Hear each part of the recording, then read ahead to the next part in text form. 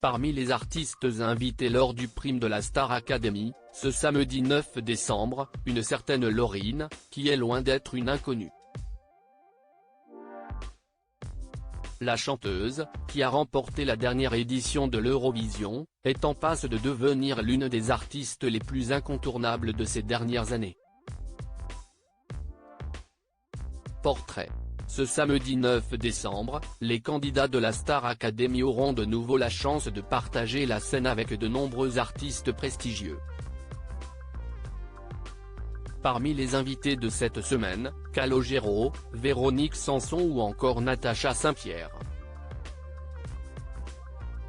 Lauryn sera également présente pour interpréter son titre Tattoo, avec l'un des élèves. Si son nom ne vous dit rien, Lauryn a pourtant occupé l'espace médiatique en mai dernier, alors qu'elle remportait la 67e édition de l'Eurovision. Si les yeux des Français étaient rivés sur Lazara, auteur d'un geste particulièrement controversé pendant la cérémonie, le monde entier regardait la grande gagnante, Lauryn. La chanteuse de 40 ans, qui représentait la Suède, avait en effet ébloui des millions de téléspectateurs, remportant le concours pour la deuxième fois, après une première victoire en 2012. Née à Stockholm de parents d'origine marocaine, Lauryn avait participé à la version suédoise de Nouvelle Star, quelques années avant de représenter son pays à l'Eurovision. En 2012, elle sortait son tout premier album, Il. Le second, Ride, est sorti 5 ans plus tard, en 2017.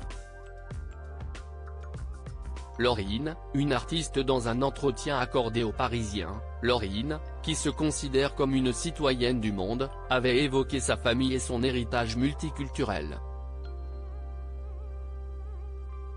Ma famille proche est en Suède, j'ai 6 frères et sœurs.